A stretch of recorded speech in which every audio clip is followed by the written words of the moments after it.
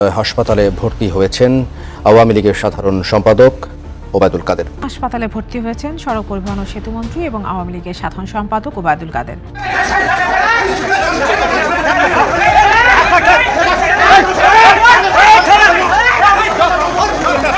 দেশেই আছেন বিতর্কিত পুলিশ কর্মকর্তা হারুন ও বিপ্লব। এই দুই কর্মকর্তা ছাড়াও গোয়েন্দা নজরদারিতে আছেন আলোচিত সমালোচিত আরও কয়েকজন শীর্ষ পুলিশ কর্মকর্তা।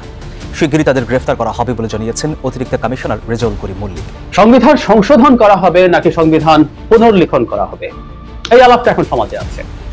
আমরা অন্তত সংবিধান নিয়ে যারা কথা বলছি, মোটা দাগে আমরা অ্যাটলিস্ট মনে করছি সংবিধান পরিবর্তন দরকার। বাংলাদেশের রাজনীতিতে, কূটনীতিতে একটা অভূতপূর্ব ঘটনা ঘটতে যাচ্ছে।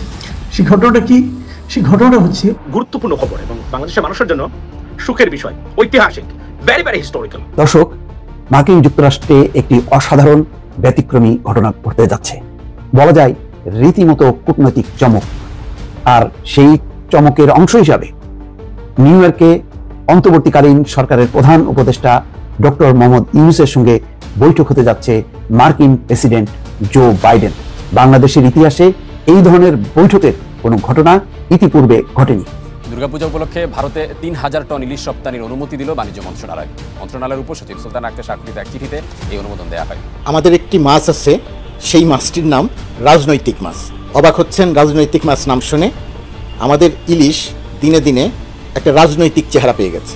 আমি তো বলছি আসিফ নজরুলকে বলছি, আমি বলছি স্বরাষ্ট্র উপদেষ্টাকে, আমি বলছি পররাষ্ট্র উপদেষ্টাকে, কই স্বর্ণদাসকে হত্যা করার কি ব্যবস্থা নিয়েছেন আপনারা বলেন? জামাত যে ঘোষণা দিছে, এই ঘোষণার পর জামাতের ক্ষমতায় যাওয়া ভাই বেগম খালেদা জিয়া বলেন, তারেক জিয়া বলেন, কেউই ঠেকাইতে পারবে না, যদি না এটার থেকে আরো বড় অফার আসে। ভিডিওগুলো দেখেই বুঝতে পেরেছেন আজকের এই ভিডিওটি কতটুকু গুরুত্বপূর্ণ হতে চলেছে। তাই সবাইকে বলবো না টেনে একটু ধৈর্য ধরে সবগুলো ভিডিও আপনারা দেখবেন। তো চলুন প্রিয় দর্শক, কথা বাড়াবো না, সরাসরি মূল নিউজে চলে যাব। যাবার আগে সবাইকে বলবো যারা এখন পর্যন্ত আমাদের এই চ্যানেলটি সাবস্ক্রাইব করেনি, প্রতিনিয়ত এই ধরনের সকল প্রকার নিত্য নতুন আপডেট নিউজগুলো পেতে আমাদের চ্যানেলটি সাবস্ক্রাইব করে আমাদের সাথে থাকবেন। চলুন একটা লাইক দিয়ে আমরা সবগুলো ভিডিও দেখে আসি। বাংলাদেশের রাজনীতিতে, কূটনীতিতে একটা অভূতপূর্ব ঘটনা ঘটতে যাচ্ছে। সেই ঘটনাটা কি?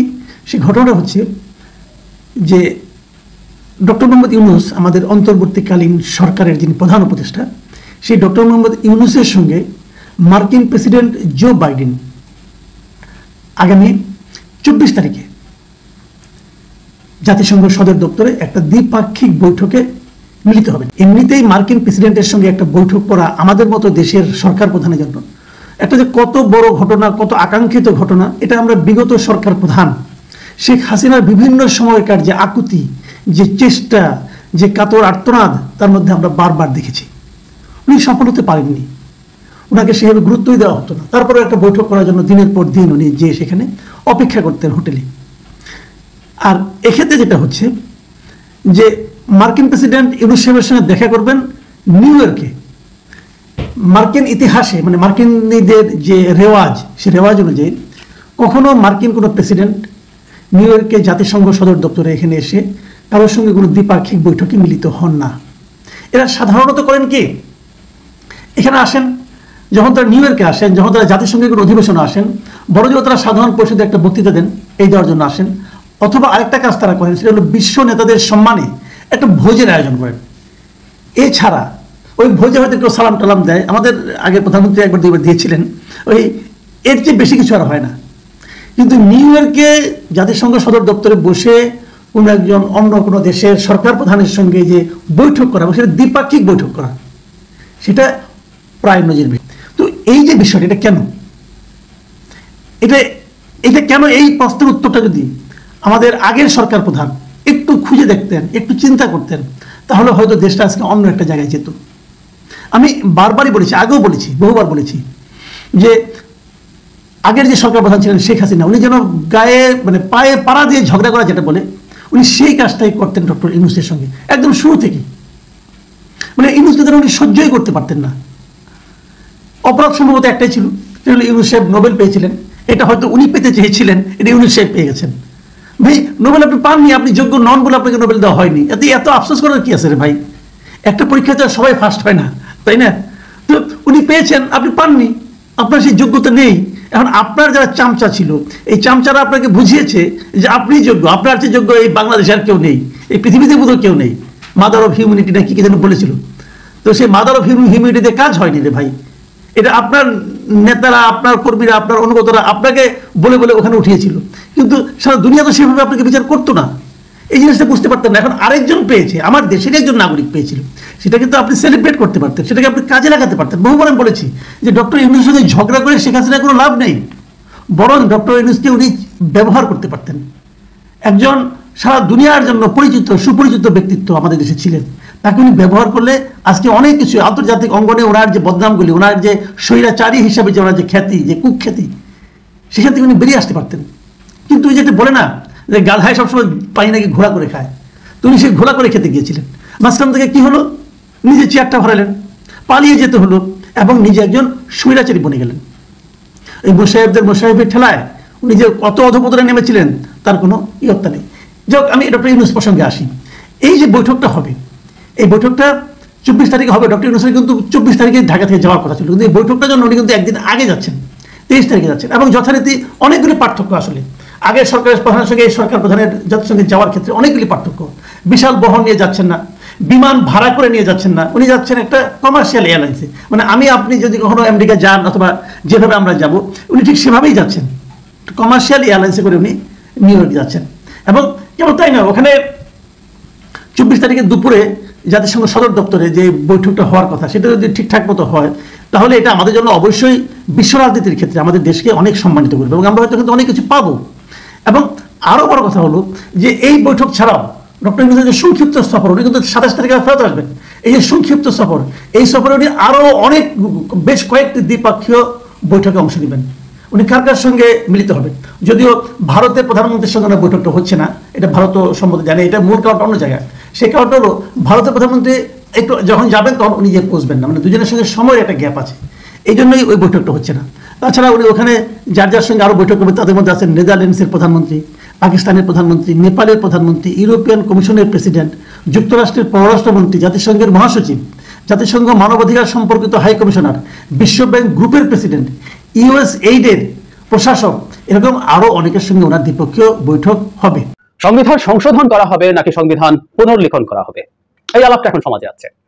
আমরা অন্তত সংবিধানে যারা কথা বলছি, মোটা দাগে আমরা অ্যাটলিস্ট মনে করছি সংবিধান পরিবর্তন দরকার। যে সংবিধানটা এই মুহূর্তে আছে সেটা আসলে সংবিধান না। বিশেষ করে পঞ্চদশ সংশোধনীর পর শেখ হাসিনা এটাকে একটা ফালতু কাগজে পরিণত করেছে। সে আলোচনা আমরা করবো। ইনফ্যাক্ট কমিশন তৈরি হয়েছে, আমাদের অনেকেরই চিন্তা আছে সংবিধান নিয়ে, আমারও চিন্তা আছে, সেই আলাপটা করব।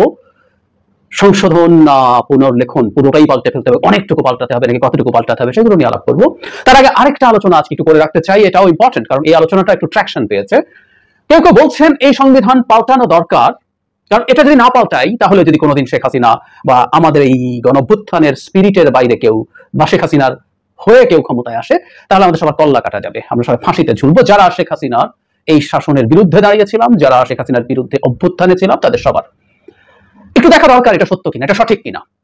আমি একটা কথা শুরুতে বলে রাখতে চাই, সংবিধান পুনর্লেখন একদম নতুন একটা সংবিধানের চিন্তা হতেই পারে, তার জন্য এইরকম আলোচনার দরকার আছে কিনা, এটা আদতে কতটুকু সাবস্ট্যান্স আছে, একদম ভিত্তি তৈরি করা, যেটা চেঞ্জ না করলে কিন্তু আমরা সবাই ঝুলে পড়বো, ঠিক আছে কিনা সেটা। এটা ছাড়াও আরেকটা আলাপ এসছে, সেটা হলো এই সংবিধান থাকলে শেখ হাসিনা পদত্যাগ করেনি, তার পদত্যাগ পত্র কেউ দেখেছে কিনা, এই আলাপগুলো এসছে এবং সেটা সুযোগ নিয়ে শেখ হাসিনা ম্যানিপুলেট করার চেষ্টা করছে, আওয়ামী লীগের লোকজনও একইভাবে কথা বলার চেষ্টা করছে। সো পদত্যাগ নিয়ে এর মধ্যে আমি কথা বলেছি, তাই কনস্টিটিউশন ধরেই কথা বলেছি, এরপর এটা আর বলতে চাইছি না। কিন্তু এখনকার যে আলাপটা সেটা নিয়ে একটু কথা বলি। শেখ হাসিনা যদি কাল ফিরে আসেন, ধরে নিলাম এক্সিস্টিং সংবিধানে সত্যি আমরা যারা গণঅভ্যুত্থানের পক্ষে ছিলাম, মাঠে ছিলাম, ন্যারেটিভ নিয়েছিলাম, কথা বলেছি, সবার ফাঁসি হয়ে যেতে পারে, কথাটা ভুল না।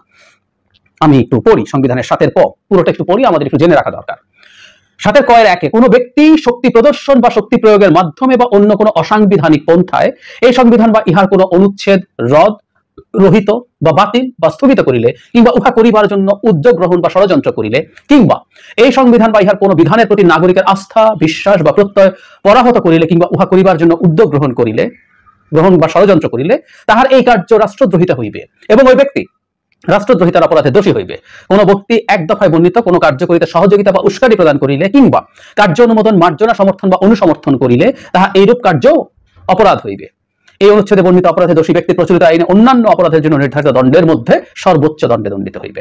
সহজ করে আমরা যদি বলি, এটা এরকম দাঁড়ালো যে সংবিধান, এই যে সংবিধান আছে সেটা বল প্রয়োগে এটা পরিবর্তন বা এটা পরিবর্তন করার জন্য কোনো উস্কানি দেওয়া যাবে না, এটাকে ভাঙা যাবে না, এই সংবিধানের বাইরে যাওয়া যাবে না। ইনফ্যাক্ট কাগজে কলমে একটা সংবিধানের বাইরে যাওয়া তো হয়েছে। বর্তমান যে সরকার তৈরি হয়েছে ডক্টর ইউনূসের নেতৃত্বে শেখ হাসিনা পালিয়ে যাওয়ার পর, এবং আমি এটাও দেখিয়েছি যে শেখ হাসিনা প্রাইম মিনিস্টার অবস্থায় তার উত্তরসূরির কাছে ক্ষমতা দিয়ে যাওয়ার আগ পর্যন্ত তিনি যদি সহিভাবে পদত্যাগ করেন সেটাও তার প্রধানমন্ত্রীত্ব থাকা নিয়ে কোনোরকম কোনো ব্যারিয়ার তৈরি করে না। সো ডক্টর ইউনূস তো এই সংবিধান অনুযায়ী বৈধভাবে ক্ষমতায় আসেন নাই, এবং তিনি বৈধ উত্তরসূরিও নন।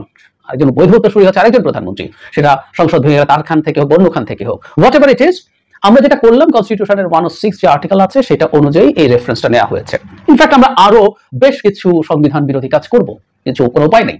প্রধানমন্ত্রী পদত্যাগ করলে 3 মাসের মধ্যে সংবিধান অনুযায়ী নির্বাচন হতে হয়। 3 মাসের মধ্যে নির্বাচন হচ্ছে না, এখানে সংবিধানের বাইরে যাব, সেটাও আমরা আর্টিকেল 106 দিয়ে আপিল বিভাগের রেফারেন্স নিতে পারি, বা ভবিষ্যতে পরবর্তী সংসদকে আমরা যদি এই সংবিধান পুরো পাল্টে না ফেলি, পরবর্তী সংসদকে বেশ কিছু জিনিস র্যাটিফাই করতে হবে। এটা তো মাস্ট, এটা করা ছাড়া তো কোনো উপায় নাই। আমাদের ইতিহাসে এটা আছে, মানে একাদশ সংশোধনী সবচেয়ে বড় উদাহরণ। এর সাথে পর বিচারপতি শাহাবুদ্দিন যেভাবে আসলেন, যেভাবে ফিরে গেলেন, সবকিছু আমরা পরে র্যাটিফাই করেছি।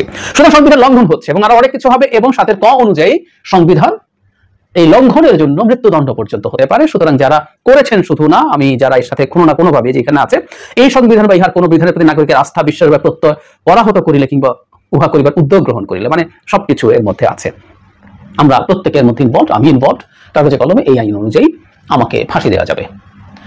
এই অনুচ্ছেদ অনুযায়ী 7 খ বলছে, আবার এই অনুচ্ছেদটা 7 খ হচ্ছে আমরা পঞ্চদশ সংশোধনীতে একটা উদ্ভট ফালতু কাজ শেখ হাসিনা করে গেছেন। সেটা হলো সংবিধানের অনেকগুলো অনুচ্ছেদ কোনোভাবেই কোনোদিন পরিবর্তন করা যাবে না, পরিবর্তনীয় ঘোষণা করা হয়েছে।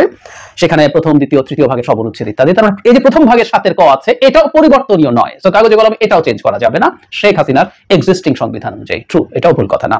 তার মানে ওটা থেকে গেল এবং আমরা সবাই ফাঁসিতে ঝুলবো।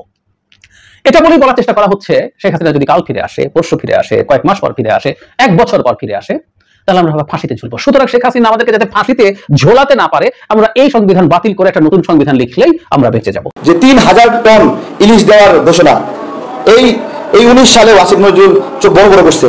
হ্যাঁ, হাসিনা 500 টন ইলিশ দিচ্ছে, আজকে আসিফ নজরুল চোখ উল্টাই ফেলছে। ওই এখন 3000 টন ইলিশ দিলেন কেন দিলেন? গত 15 বছরে এইবারই মানুষ একটু বেশি ইলিশ খাচ্ছে, কারণ ইলিশ ভারতে যাওয়া বন্ধ ছিল কিছুদিন। আজকে সেই ইলিশও ঢুকাই দিচ্ছে। কিসের উপহার? সনাবাসকে হত্যা করলো। সেই বিষয়ে আমি তো বলছি, আসিফ নজরুলকে বলছি, আমি বলছি স্বরাষ্ট্র উপদেষ্টাকে, আমি বলছি পররাষ্ট্র উপদেষ্টাকে, কই সনাবাসকে হত্যা করার কি ব্যবস্থা নিয়েছেন আপনারা? বলেন কেন আপনাদের উপদেষ্টারা বলছে যে ভাই ভারতের ঋণের প্রকল্প চলবে? ভারতের ঋণের প্রকল্প কি চলে আমরা জানি না। এই যে আখাউড়া স্থলপথ যে আপনার হলো যোগাযোগ ব্যবস্থা, সেখানে যতগুলো স্টাফ ছিল, কর্মী ছিল, লেবার ছিল, সবগুলো হাসিনা ইন্ডিয়া থেকে আনছিল, সবগুলো ইন্ডিয়া থেকে আইনা নিয়োগ দিছে এই প্রকল্প। তাহলে এই প্রকল্প আমরা এখানে চলতে দিব? ইন্ডিয়া আমাদের যে এখানে রেল রুট করছে, ইন্ডিয়ান প্রকল্প রেল রুট, এই রেল রুট যে করছে, এই রেল রুটের জিনিসপত্র ইন্ডিয়া থেকে আনা, লোকবল ইন্ডিয়া থেকে আনা, এবং গাড়ি চলবে তার ইন্ডিয়ার। এখন আমার প্রশ্ন হলো যে আপনি রাস্তা বানালেন ইন্ডিয়ার জন্য, ট্রানজিট দিবেন, এখন ওই রেলপথ আপনি বানালেন, ওই রেলপথ বাংলাদেশের যে অংশ দিয়ে গেল, ওই রেলপথ বানানোর পরে ওই রেলপথের ওই জায়গার মালিক, মানে ওই ভূমির মালিক বাংলাদেশ নাকি ইন্ডিয়া? তো নিতে পারবেন ওই জায়গা ফিরায়? হাসিনা বাংলাদেশকে এই পর্যায়ে ক্ষতির জায়গায় নিয়ে গেছে, কিন্তু এখন এই উপদেষ্টারাও বলতেছে এইসব প্রকল্প চলবে। আমি খুবই লজ্জা পাচ্ছি। 2 দিন আগে টাটা গ্রুপ তারা আমাদের মেট্রো রেলের বর্ধিত কাজ নিয়ে নিল। বাংলাদেশে ঠিকাদার নাই, প্রতিষ্ঠান নাই। ইন্ডিয়া কেন? এক্স্যাক্টলি ইন্ডিয়া কেন? হাসিনা দিছে বুঝলাম, এখন এই সরকার কেন দিচ্ছে? আমার প্রশ্ন করার অধিকার আছে, আমি প্রশ্ন করছি, জবাব দেন আপনারা। কেন ইন্ডিয়া এখনো ক্ষতি কম করছে? সীমান্তে নাগরিক হত্যা কম করছে, বাণিজ্য আগ্রাসন কম করছে। 2 দিন আগে বন্যায় আমাদের প্রায় 14,000 কোটি টাকা ক্ষতি করলো 1 মাসের মধ্যে। 14,000 কোটি টাকা। তাই আপনি লাভ করছেন কয় টাকা? ব্যবসা করছেন কয় টাকা? বলেন। আপনি তো আনছেন হলো 1000 কোটি টাকা, বাকি আরো 13,000 কোটি টাকা কই থেকে আসবে? সেই 1000 কোটি টাকা যে আনলেন সেটা কবে পুনর্বাসনে ব্যয় হবে জানতে চাচ্ছি আমি। এগুলো আমরা প্রতিদিন ক্লান্ত হয়ে যাচ্ছি প্রশ্ন করতে করতে। প্রশ্ন করলে সাইবার হ্যারাসমেন্টের শিকার হচ্ছি, আমাদের হ্যারাসমেন্ট করা হচ্ছে যে কেন প্রশ্ন করি। কোনো সত্যিই চায় না সত্যিকে প্রশ্ন করা হোক। শক্তিশালী লোকেরা প্রশ্নের বাইরে থাকতে চায়, তারা ভাবে তাদেরকে কেউ প্রশ্ন না করুক, তারা বিব্রত হতে চায় না। ইলিশের দাম বেশি হতে পারে, হ্যাঁ এই সিজনে ইলিশ কম, দাম বেশি হতে পারে, কিন্তু মানুষ গত 15 বছরে এইবারই সবচেয়ে বেশি ইলিশ খাইছে। গত 15 বছরে এইবারই মানুষ একটু বেশি ইলিশ খাইছে, কারণ ইলিশ ভারতে যাওয়া বন্ধ ছিল কিছুদিন। আজকে সেই ইলিশও ঢুকাই দিচ্ছে। কিসের উপহার? সনাবাসকে হত্যা করলো। সেই বিষয়ে আমি তো বলছি, আসিফ নজরুলকে বলছি, আমি বলছি স্বরাষ্ট্র উপদেষ্টাকে, আমি বলছি পররাষ্ট্র উপদেষ্টাকে, কই স্বর্ণদাসকে হত্যা করার কি ব্যবস্থা নিয়েছেন আপনারা বলেন? জয়ন্তকে হত্যার কি ব্যবস্থা নিয়েছেন? উত্তর দেন, উত্তর দিতে পারবেন? কেন ব্যবস্থা নিলেন না? হাসিনা ব্যবস্থা নিত না, আপনারা ব্যবস্থা নিচ্ছেন না, তাহলে লাভ কি? এই ভিডিও শুরুতে একটা পোল রাখতে চাই। আমাদের বাংলাদেশের প্রধান চারটা রাজনৈতিক দল আওয়ামী লীগ, বিএনপি, জামায়াত ইসলাম এবং জাতীয় পার্টি, কোন দলের নেতারা কথা দিলে ক্ষমতায় গেলে কথা রাখেন? আপনি কমেন্টে লিখতে পারেন, কারণ আজকের ভিডিওটাতে জামাত যেই ঘোষণা দিছে, এই ঘোষণার পর জামাতের ক্ষমতায় যাওয়া, ভাই বেগম খালেদা জিয়া বলেন, তারেক জিয়া বলেন, কেউই ঠেকাইতে পারবে না যদি না এটার থেকে আরো বড় অফার আসে। আর যদি জামায়াত ইসলামের যা বলে তা যদি তারা বাস্তবে প্রয়োগ করে, তবে এই দেশের মানুষের নেতাদের প্রতি আস্থা নাই। অনেকেই বলেন যে ভোটের আগে অনেক কথাই বলেন, আবার কেউ কেউ বলেন না জামাত যেই কথাটা দেয় সেই কথাটা তারা বাস্তবায়ন করে। যদি এইটাই হয় ভাই, নির্বাচনে তো জামাত চলে গেছে, কেউই আটকাতে পারবে না, বিশ্বাস করেন। কেন পারবে না দেখেন, 10 লক্ষ টাকা। কত টাকা? 10 লক্ষ টাকা কারা পাবে? এই মুহূর্তে আমরা যদি বাংলাদেশের তরুণ ভোটারদের একটা সংখ্যা দেখি, মুরব্বী ভোটার থেকে তরুণ ভোটারদের সংখ্যার একটা হিউজ পরিমাণ আছে। আর যাদের মধ্যে বেকারের সংখ্যাই বেশি, কেউ হয়তো ক্ষুদ্রভাবে নিজেরা নানান ধরনের প্রতিষ্ঠান দিচ্ছেন, দোকানপাট, বাট এগুলো তো আসলে সংসার চলছে না।